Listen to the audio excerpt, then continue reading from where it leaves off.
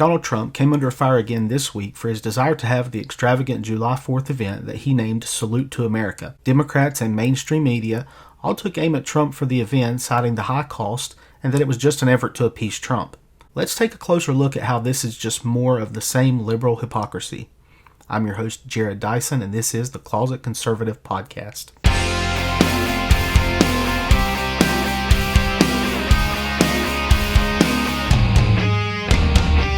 Democrats and mainstream media were all outspoken this week over Salute to America, the July 4th event that President Donald Trump wanted in an effort to spark national pride and promote American exceptionalism. Of course, those who do not feel that America is exceptional took offense to this type of event. Democrats were quick to refer to the cost of the event, an estimated $2.5 million from many articles, as a waste of taxpayer dollars. Others said the event was simply to stroke Trump's ego. Liberal media was quick to downplay the event size, and many of them referred to anyone attending as Trump supporters.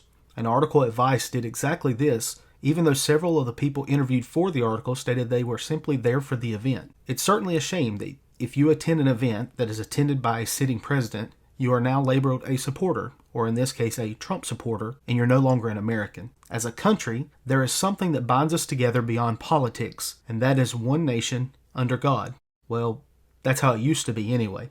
Media outlets were refusing to cover the event on live TV, with CNN even cutting to commercial during President Trump's speech. This was a speech that avoided partisan politics and focused on simply American pride and history.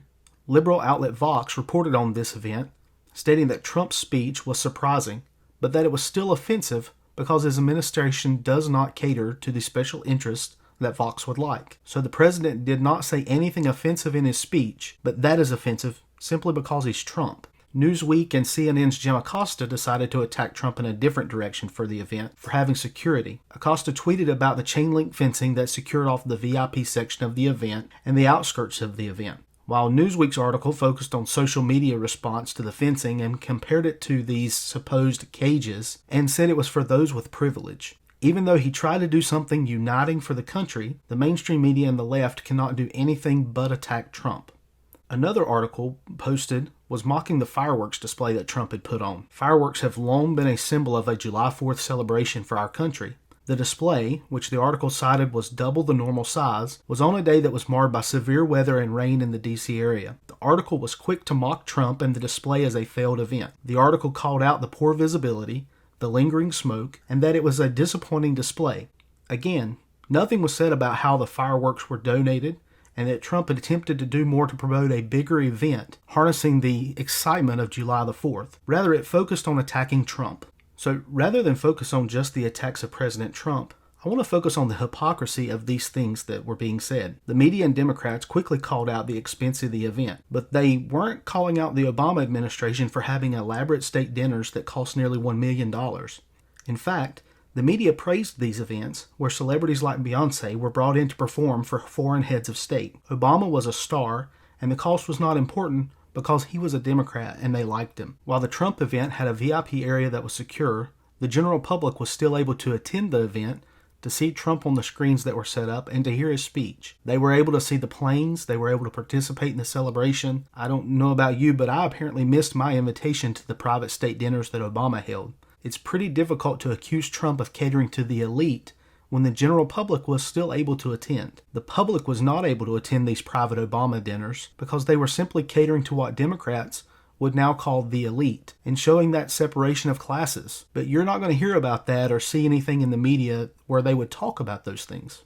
President Trump praised the American military and was proud of American history in his speech that he gave. This is a sharp contrast to what we experienced under the Obama administration. Obama went on an apology tour. He apologized for American military intervention in the war on terror.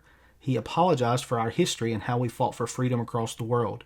And he apologized for American exceptionalism, stating that we should have bowed to our neighbors rather than stood up for Americans. If you do not believe in how great of a country America really is, it's easy to see how Trump's speech could offend you. The left would like to paint President Trump as a divider, but his speech he delivered spoke otherwise. He was attempting to unify the country and bring us all together as Americans with pride about who we are. This is the same thing that Obama did during the 2004 Democratic National Convention in a speech that raised his national profile. The media and the Democrats praised Obama for declaring it was not about liberal or conservative, but that we were all one nation.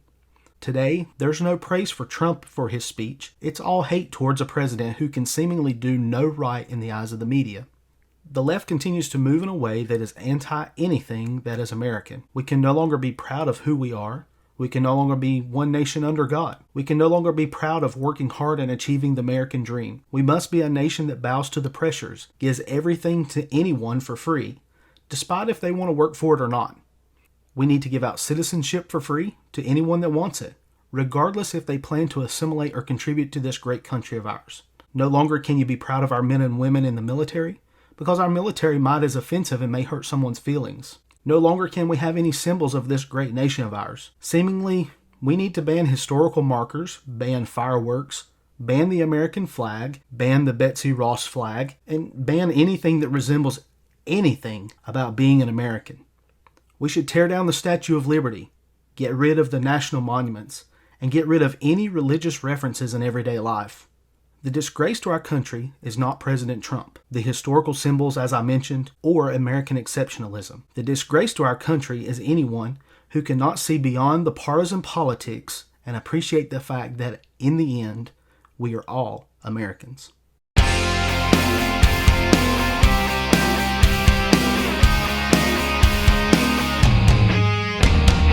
This is the Closet Conservative Podcast. All material copyright The Closet Conservative. Music courtesy of Greg Shields Music. Remember to subscribe to our podcast to receive all the latest episodes. We can also be found online at closetconservative.net or on Facebook and Twitter.